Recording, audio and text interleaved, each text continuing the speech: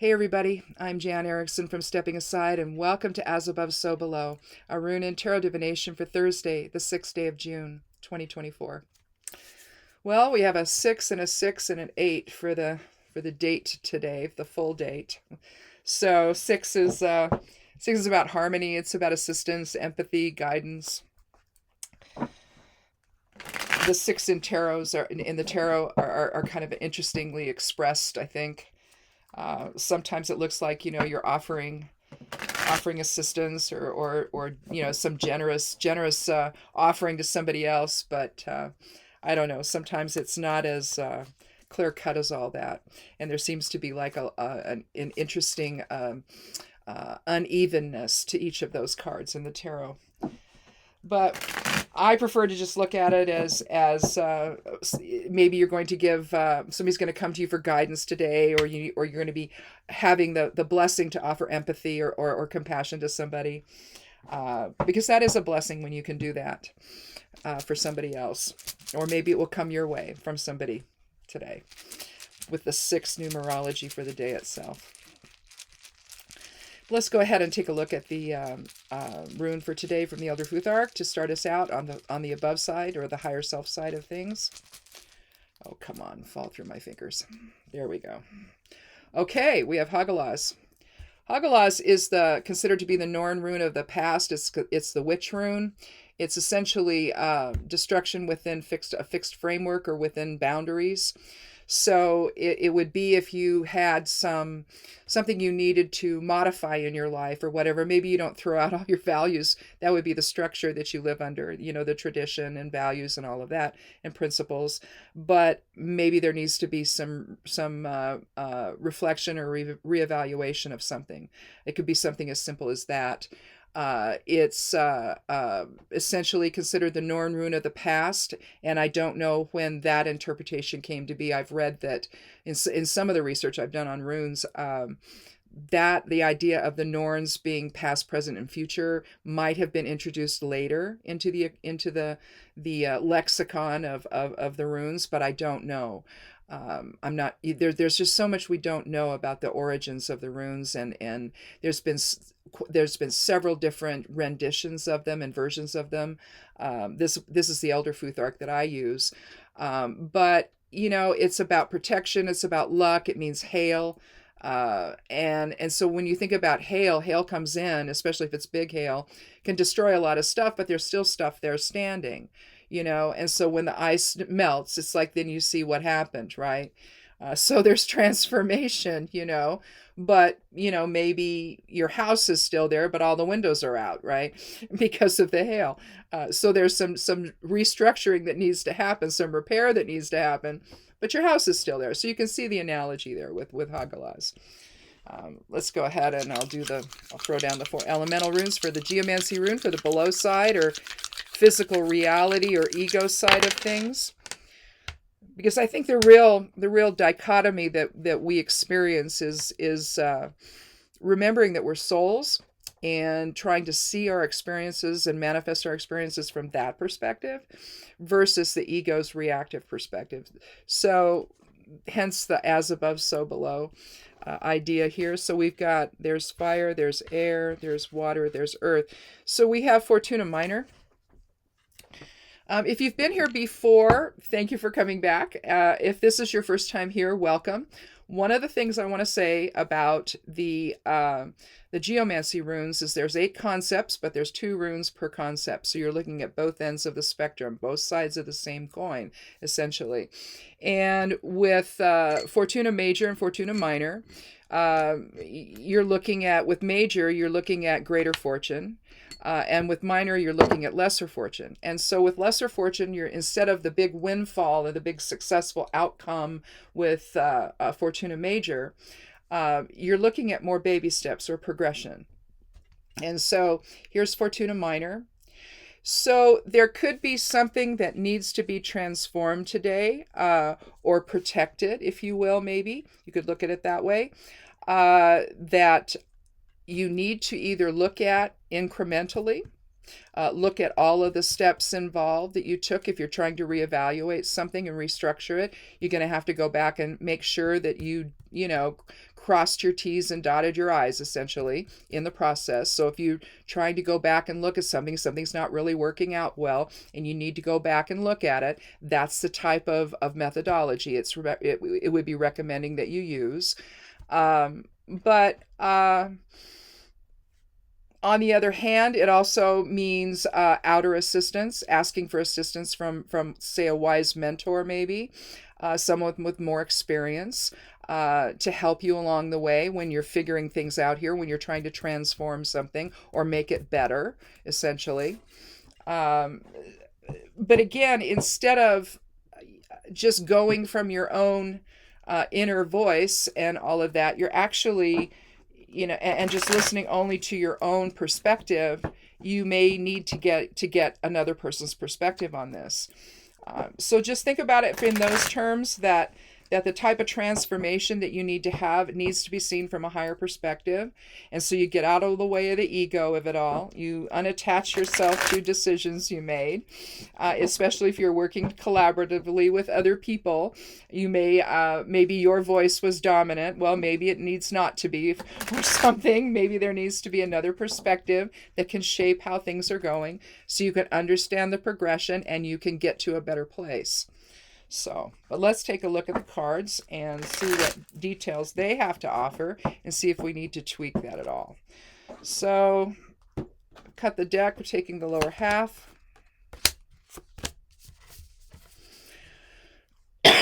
Excuse me. The pollen around here is crazy, crazy. I try not to have to, I try to deal with that herbally. But sometimes I have to take a sinus, you know, an allergy pill. It just, because I can't take it anymore.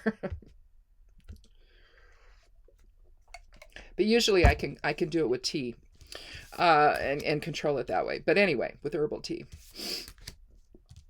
So let's take a look at this. Before we get started here, I want to do the numerology here. So with Hagalaz, that was a 9 numerology. We have the 7 of Swords, so that's 7. We have the 4 of Cups, which is 4. Plus, we have the 7, we got 7 and 7, for the 7 of Cups. That's 27, and so that adds together to 9. 2 and 7 is 9. So we have an overall numerology for the reading today of 9. We don't have anything from the court, nothing from the major arcana, but we do have 2 cards from the Suit of Cups, and so there's some emotion involved here. Sometimes with emotion, we can kind of hang on to things that we need to let go of.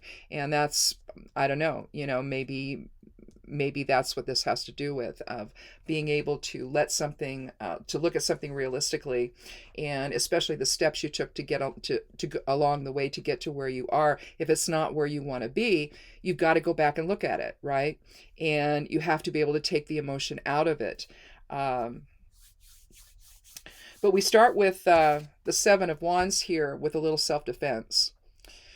Here we have a man who is, the way he's standing drives me crazy. We used to teach martial arts, and you just don't stand that way. I mean, you're exposing your groin. I mean, it's the most ridiculous thing I've ever seen. But, you know, back in the day when these cards were drawn, nobody probably thought about stuff like that. But this one drives me crazy. It just, anyway. So anyhow, we have the 7 of Wands where a man's holding a staff in a defensive posture. He's up above everything, right? He's on this little precipice here, maybe, or this higher ground. You see 6 more staffs coming in on him. Wands is about the fire element. You can see the life still in the staff with the little branches starting to grow again, right? So there's still life and energy and all of that within them. You can look at this as standing your ground, getting above everything and being able to see the whole picture. That would reflect the numerology of 7, where you're letting things settle out, letting things balance out, and making sure you understand the whole picture, which again, you know, if you're looking at the progressive nature of Fortuna Minor, you're looking at that, aren't you? and to being able to go back and look at where you are and to see what you need to fix and transform through whatever means, either collaboratively or asking for help or whatever you do, to try to get through that, whatever it is that's blocking your success here and a successful outcome. So again, with the Seven of Wands, he's the look on his face. He's not happy that he has to do this, but he's determined. He's determined to stand his ground and to speak his mind and say, this is what I want to do, and this is what I'm here to protect. I'm here to protect my opportunity. I'm here to protect my new creation, whatever it is. Fire element is all about motivation, initiation, new opportunities, new creation. It's energy, and so consequently, I think that again, whatever this is, you may feel defensive about your own perspective on it today, whether it's right, wrong, or indifferent, right? But the implication of Hagalaz along with Fortuna Minor suggests that maybe some of the defensiveness needs to be set aside. So whereas this may seem like what you need to do, you can defend your own perspective on it, but at some point, you're going to have to let go and allow other voices to come in and maybe help you find the solutions you're looking for, to see where the situation has broken down to where you're not going to achieve your objective. You see what I'm saying? Here we come to the Four of Cups. We see a man sitting with his... I used to think he had his back up against the oak tree, but he actually doesn't. If you can see where the tree comes out of you can't really see where it comes out of the ground, but it's sort of implied. You can see right here. I think he's sitting upright. And I think here we see another form of a defensive posture. He's got his arms and legs crossed, and if you know anything at all about psychology, that immediately means, someone's going to protect what they have, protect their emotions, in this case with cups. That's the water element, and so that's emotions. And so here you wonder, he's kind of looking in the direction of the Four Cups sitting there on the ground before him, but he's not noticing, or he's deliberately ignoring the cup that's being offered from a hand reaching out from a little cloud there, right? The unseen hand of compassion and help and assistance and all of that. To help him deal with his emotions, that whatever is going on could be very frustrating for you. And especially if things are not turning out the way you need them to turn out, right? But if you can't stop and take a look at it objectively and from a higher perspective, to really look at it without the ego coming in, right? And trying to influence how you see things, because here, maybe this is ego who's saying, no, I'm not going to listen. I'm not going to even consider that my ideas could be the problem here, or one of the path we're taking. Perhaps what I had to offer isn't panning out, and instead of being able to look at that objectively, it's hurting you inside to do it. The self-esteem is embarrassing. The rest of everybody's looking at you going, well, see, we told you not to do that.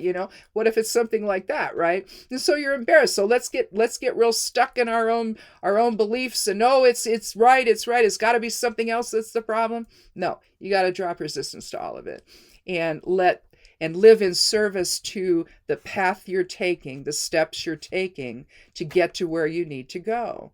And make sure that those steps are the right ones. Maybe there's something about it you just haven't seen, or you couldn't foresee, right? But now it's time to drop that resistance and become part of the group, become part of the process that wants this thing to succeed, right? And you can't be in a little pity party and stuck in your own emotions so much that you can't let go of that. It's not about you at that point. It's about how do we achieve what we need to achieve. And all too often, sometimes you'll have people who will not do that. They will stay stuck in whatever beliefs they have.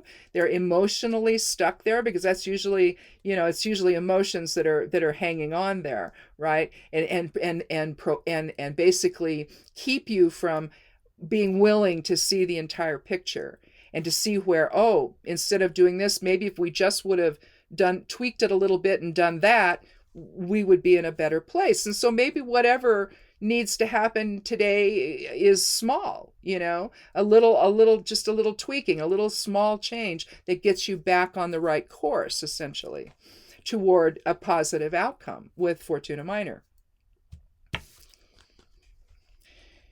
Now here we have another 7. We have the 7 of Cups. This is an interesting card. Some tarot readers will read this as you got your head in the clouds. You're very unrealistic in what you want. I tend to look at this more positively, and I think of it in terms of dreaming new dreams and positive outcomes that could potentially happen. In a sense, it's a very Fortuna Minor card. In that sense, it could also be thought to be a Fortuna Major card. You've got a new home or a new castle here. I'm not sure if this is a love interest here or not. I've never been able to really understand this. This is actually an angelic figure here. And so here you have a serpent. And here you have, I believe it's a griffon. Or a dragon of some kind. Here you have a wreath, so there's some victory or success. And here you have a bunch of jewels, and so there's riches.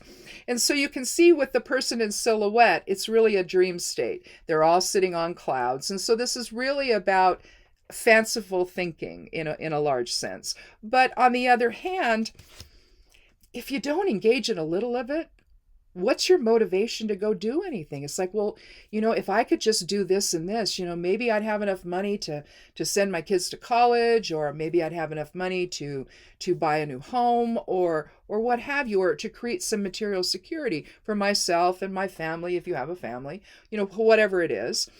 So I don't necessarily see it that way, but in terms of this reading, there could be a little bit of unrealistic thinking here, that you have an idea on the different prizes you could achieve, right? The different positive outcomes you could achieve.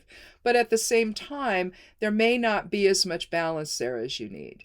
It's one thing to have goals and all of that. It would be great if we could work toward that. But it doesn't always happen that way. Sometimes those things just fall into your lap. But there's nothing wrong with dreaming new dreams, basically, and dreaming of success and all of that. But you kind of have to keep you have to stay a little bit grounded there, and you have to be able to understand the whole picture. If it's only on that, your focus is only on that outcome, then maybe you don't pay attention to the steps along the way that you took to get there. And again, with the 7 numerology, getting back away from everything, letting it all settle out and reflecting on it, take a look at the steps you took and be critical about it, be analytical about it, and be absolutely sure that each one is building on the one before, so that you actually get to where you go. Because the odds are it's not the goal that's the problem here today, it's the steps you're taking. And you just need to take another look at that. Drop the emotion that it has, that's welling up within you, and the defensiveness, like, these are my ideas, this is what this is my creation, and let go of it a little bit, and so that you can objectively see whether or not those steps you're taking are in fact getting you where you need to go. So in this case with the 7, although I'm a little more generous most times about what that's about, and again, it's nothing wrong with having goals and dreaming new dreams and planning for the future and setting a goal of one thing or another, a new home, a new car, again, a college account for the kids, or whatever, or maybe a trip you want to take together as a family, or if you're not married and you don't have kids, you want to maybe go see the world or whatever. There's nothing wrong with having those goals.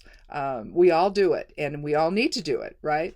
Otherwise, everything is kind of stagnant, right? You just never seem to, you're just like you're treading water.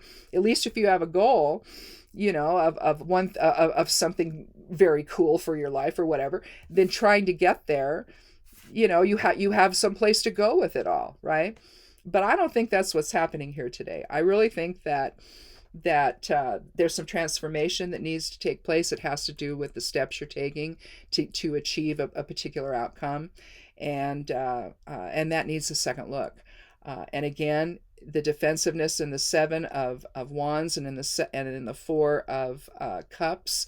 You've got to drop all of that, and you've got to be able to analyze. You have to move into the air element essentially and analyze, although we don't have an air element here, but see, that's missing essentially. Also missing him from here is the element of earth with pentacles, but we don't have swords or pentacles here. But at the same time,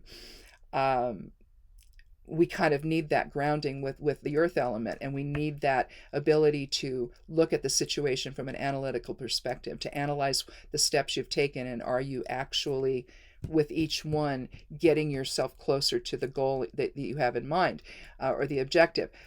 And I'm suggesting that maybe that's where the issue is today. So if that you're experiencing something like that today, you need to step back. You need to get an overall perspective, a higher perspective on the whole thing. Drop the ego, drop the exercise of will with fire and wands, because it's essentially the expression of will in some way. Drop the willfulness, drop the emotional defensiveness, and there's defensiveness and willfulness as well. Drop all of that. And especially if you are working with other people, you've got to listen to what they have to say. There may be something that somebody comes up with, just like just a thought that comes in their heads, and that ends up being the little tweaking you need to do of the process you're taking to then get back on the right path. And then when that happens, you have a transformational experience with Hagalaz.